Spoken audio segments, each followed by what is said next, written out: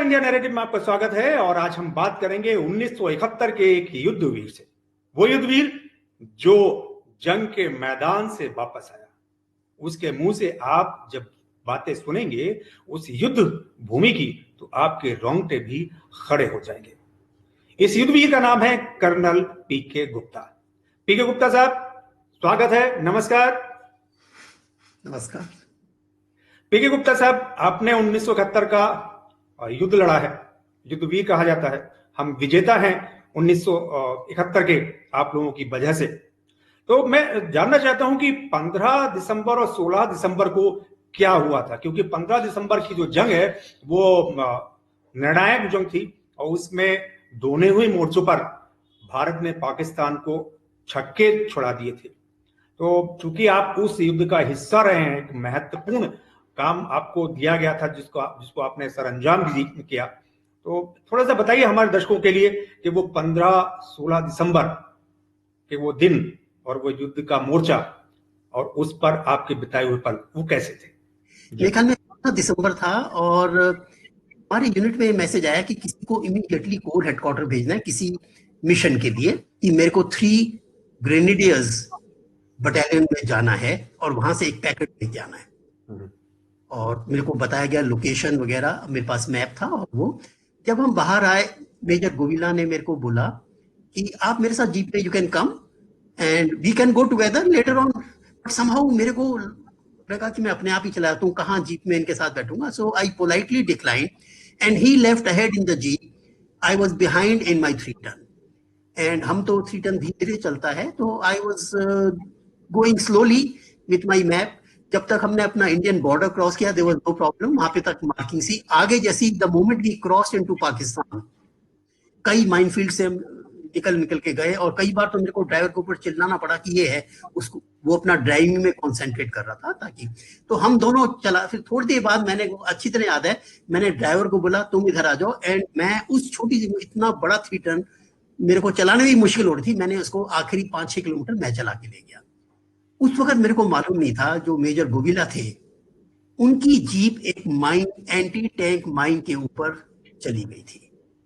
एक बड़ा एक्सप्लोजन हुआ और मेजर गोविला की आई थिंक 1 या 2 टांगे चली गई और इंजन जो जीप का था उड़ के कई मीटर मिला। Driver was also injured but both survived. जब मैं बॉर्डर के पास पहुंचा, जहां पे बटालियन पे जिन को जाना था, तो मैंने एक डिप्रेशन सा देखा, ताकि गाड़ी दूर से विजिबल होती है, वहां पे पार्क किया। ड्राइवर को छोड़ा मैंने, मेरे पास अपनी 9mm कार्बाइन थी, उसको लेके मैं उतरा। जो वहां पे गार्ड से बटालियन के, उन्होंने मेरे को गाइड किया कहाँ पे जाना है। मैं चलते हुए तकरीबन मैं 1 किलोमीटर चलाऊंगा और मैं फॉरवर्ड डिफेंडेड फैसिलिटीज में पहुंच गया, बिल्कुल आगे। जो सबसे पहले मैंने देखा, पहले तो एक बहुत धुआं हो रहा था वहां पे और हमारी बटालियन के ट्रूप्स डिप्लॉयड थे। सामने एक सड़क थी जो कि मैंने मैप में आइडेंटिफाई की थी, वो थी जफरवाल शकरगढ़ रोड। शकरगढ़ एक पूरा बल्ट था, शकरगढ़ एक बड़ा था और हम वहां तक पहुंच चुके थे जब सीज फायर अनाउंस हुआ। और अगर सीज फायर 1 दिन और डिले होता तो हम शकरगढ़ के शायद क्रॉस कर जाते।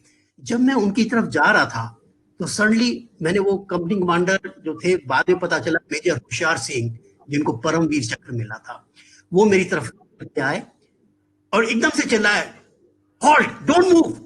मैं समझ नहीं आया क्या हुआ। मेरा पांव एक 120 मिलीमीटर पाकिस्तानी मोर्टार बॉम्ब के ऊपर पड़ गया था।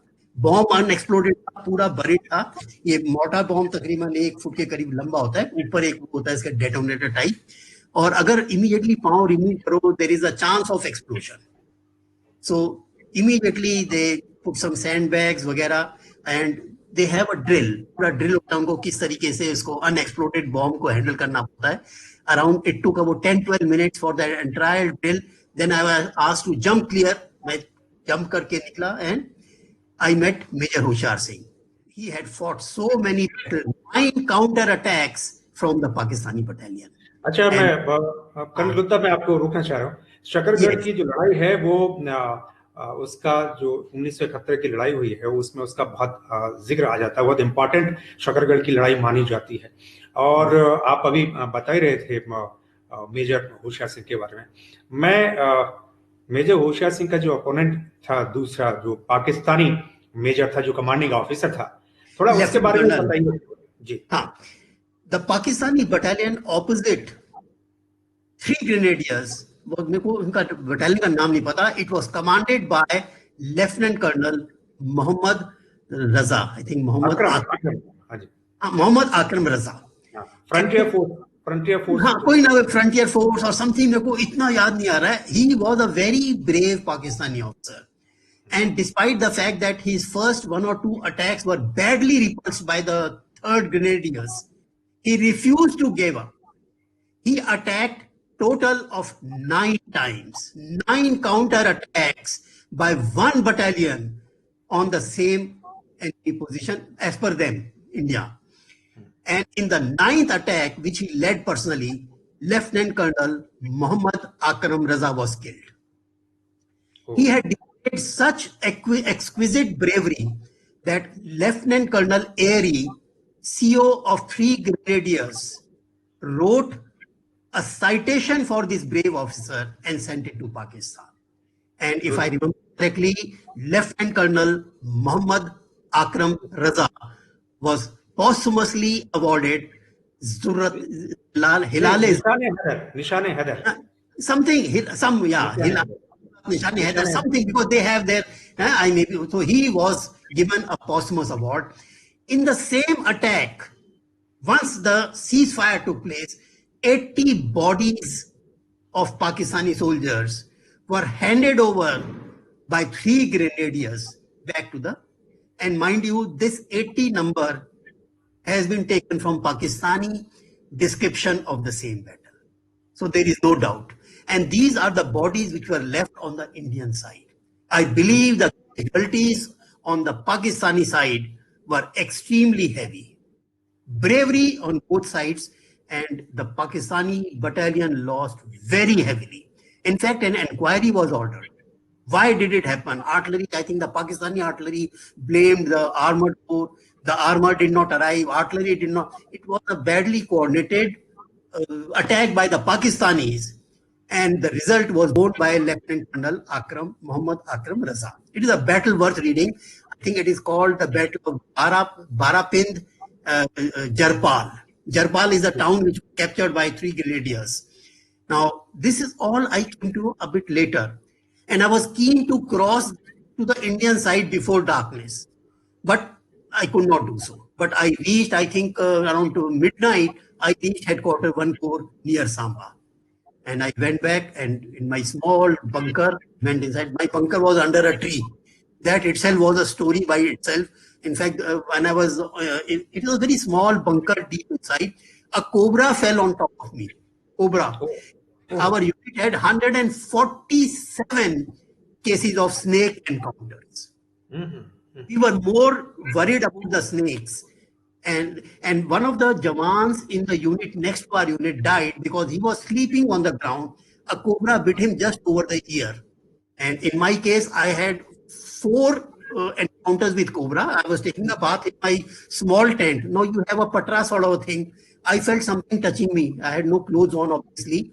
It was a 6-foot cobra, which because it was sitting under my patra. And it is just fortunate. I just put on a towel, jumped out, and then I asked my Sahayak who was there. He took a danda, and I saw the black cobra moving out. आप पाकिस्तानी सांपों से भी लड़े और cobra से भी बिल्कुल बिल्कुल बिल्कुल। अगर आप कई और वीरों के सुने, जैसे कि मैं major Hoshiyar Singh, lieutenant colonel एरी, मेरे रोंगटे खड़े हो जाते हैं। अच्छा कर्नल गुप्ता, एक बार बताइए, ये शकरगढ़ की लड़ाई, ये तो बहुत ज्यादा इंपॉर्टेंट रही थी, और क्या ऐसे रोमांचक किस्से हैं जो आपको याद हैं 1971 की उस लड़ाई से संबंधित? हाँ, मेरे साथ तो और भी हुए थे। एक बार मुझे मैसेज मिला कि आपको इमीडिएटली वहां जाना है। मैं आपको बताऊंगा क्या हुआ। जब हम लड़ाई में थे, हमको वेल्डिंग रॉड्स की जरूरत थी, कटिंग रॉड्स होती हैं जो कि डिस्ट्रॉयड टैंक्स थे। तो एक हमारी को इंस्ट्रक्शन भी मिला था कि टैंक्स जितने डिस्ट्रॉय हुए, हमारे जो 16 इंडिपेंडेंट आर्मर्ड ब्रिगेड एंड बहुत जबरदस्त बैटल ऑफ बसंतर है, अगर कोई उसमें गूगल करेगा उसको पता चलेगा, बहुत बड़ा हुआ था। पाकिस्तान के पास एक आर्मर्ड डिवीजन थी और एक आर्मर्ड ब्रिगेड थी। हमारे जहां तक मेरा याद है 16 इंडिपेंडेंट आर्मर्ड ब्रिगेड और 2 इंडिपेंडेंट आर्मर्ड ब्रिगेड थे। उस लड़ाई में इंडिया के 10 टैंक डिस्ट्रॉय हुए थे, पाकिस्तान के 46 टैंक डिस्ट्रॉय हुए थे। 46 और उन टैंक्स को रिकवर करना था, ताकि कई बार क्या होता है सीज फायर के बाद वो टैंक्स वहीं रह जाते हैं, तो जल्दी से जल्दी उनको लेके आना था। उनके लिए वेल्डिंग रॉड्स की कमी पड़ी, तो मेरे को बताया गया कि आपको पठानकोट में कहीं से जाके वेल्डिंग रॉड्स कलेक्ट और काफी सारी टन्स में लानी थी। मैं अपने कॉन्वॉय में जा रहा था एंड मैं I was the only officer in the convoy. हम सांबा पठानकोट रोड पे जा रहे थे, जो कि ऊपर नीचे ऐसे चलती है। एक थोड़ा सा पहाड़ी सा आया और मेरा 3 टन जैसे ही नीचे लगा, थोड़ा सा नीचे को गया, एक F-86 सेबर जेट डाइव से ऊपर निकल रहा था। कॉमन सेंस से मेरे को पता चला he has attacked the convoy. जो एक मेरे पीछे वाला 3 टन था, इट वाज हिट बैडली, और उसका जो को ड्राइवर था ही डाइड एंड आग लग गई थी हमारे 3 टन में। एक और मैं इंसिडेंट बताऊंगा। हमारी यूनिट में मेरे साथ थे लेफ्टिनेंट जोगिंदर सिंह, वो थे फगवाड़ा के आसपास हैं, और हम दोनों की बहुत अच्छी टीम थी। हमारे सीईओ ने बताया हमको, आप दोनों, एक एलएमजी होती है उसको आप मैन करोगे, ये एलएमजी आप दोनों की रिस्पॉन्सिबिलिटी है।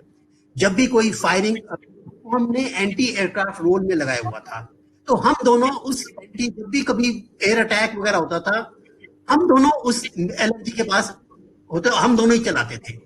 एक दिन एक F-86 फाइटर हमारी यूनिट से ऊपर गया।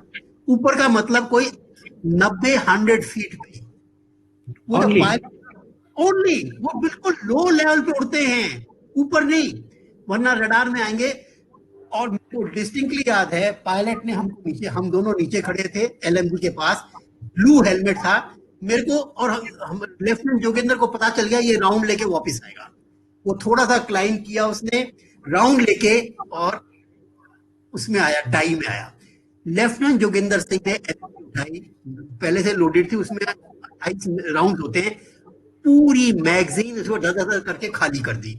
उससे वो फाइटर को 1-1.5 किलोमीटर आगे जाके it was shot down, the pilot was killed. एक और हमारे यूनिट के ऊपर एक दिन क्या हुआ, B-57 बॉम्बर, ये हमारा जो कैनबेरास हैं, दे वर मेड बाय ब्रिटेन, और उन्हीं का काउंटर B-57 वो बनाया था, ये क्या कहते हैं, यूएस ने। Pakistan had B-57 bombers, we had Canberra bombers. Both the bombers to carry 8 1,000 pound bombs. एक दिन शाम के वक्त हमारे ऊपर से जा रहा था। नॉर्मली क्या होता है, जबकि इंडिया के अंदर जाते थे अटैक करने, वापस जाते वक्त सारा जो एम्युनिशन है खाली करके जाते थे, ठीक है। As a matter of policy, they used to drop every bomb on whichever unit they found on their way back. This B-57 must be at a height of 3,000 to 4,000, पता नहीं काफी ऊपर था। I saw it, and then I saw 2 bombs falling from the bombs fell about 75 meters outside our last trench. 75 meters. One exploded. Second did not explode. I had seen 2 bombs fall. And after all the dust settled, there was इतना बड़ा गड्ढा हो गया था. I decided to go. It was evening 4 or 5. There was still light. I saw one bomb had exploded, created a crater. No damage, nothing happened. Only mud and some trees were destroyed. The second bomb was lying. So, as per our policy, we reported the matter to Corps headquarters to come and defuse the bomb. Next morning, हमारे पीछे काफी सारे villages थे. Some of the villagers started coming, और मेरे को याद है 2 लोग आए, उसको छूने लगे. That is the time this bomb exploded. Oh, next morning. Next morning, this bomb exploded. वो कुछ कर रहे होंगे, पता, and it exploded. Both these people were just blown to, उनका कुछ पता ही नहीं चला. अच्छा ये बताइए कि जब सीज फायर हो गया कि हम लोग जीत गए और 99,000 पाकिस्तानी सोल्जर्स को हमने सरेंडर करवाया, दैट टाइम आपकी यूनिट में क्या माहौल था उस वक्त? माहौल, एक तो जैसे सीज फायर हुआ, यस, हम लोग आए, पहले तो बिलीव नहीं किया, रेडियो वगैरह उन दिनों कॉमन थी, मोबाइल होते नहीं थे, तो न्यूज बहुत देर से पहुंचती थी, न्यूज़पेपर नहीं आते थे, न्यूज़पेपर में वैसे ही 3 दिन बाद न्यूज आती थी। फिर हमको मैसेज आया कोर हेडक्वार्टर से, cease fire ordered 8 PM 16 December। अगर मेरे को, I think if I remember correctly, the time of the cease fire was 8 PM, and हम लोग वेट करते रहे। कई बार क्या होता है, neither side stops, each one wait for the other side to stop, but धीरे धीरे I could make out by 6, 5 o'clock, 7 o'clock, the guns were falling silent on both the sides. And by 8 PM, yes, except for a few rounds which I heard by morning of 17 December, everything was colonel okay. Gupta, आप तो उस समय 20-22 साल के थे, आप हाँ, 20 का लेफ्टिनेंट 20 का हाँ, 20 साल के सेकंड थे, लेफ्टिनेंट 20 सेकंड साल लेफ्टिनेंट। क्रॉस कर अच्छा, गया। हाँ, उस समय यस सेकंड लेफ्टिनेंट होता था, अब केवल lieutenant. Yes you are right, जी, अभी वो रैंक अबॉलिश हो गया, अब सीधे लेफ्टिनेंट की रैंक पे आएंगे लोग। उन सीधे दिनों लेफ्टिनेंट। में एक जी, से स्टार सिंगल स्टार होता था, सिंगल स्टार होता था। You are the junior most officer.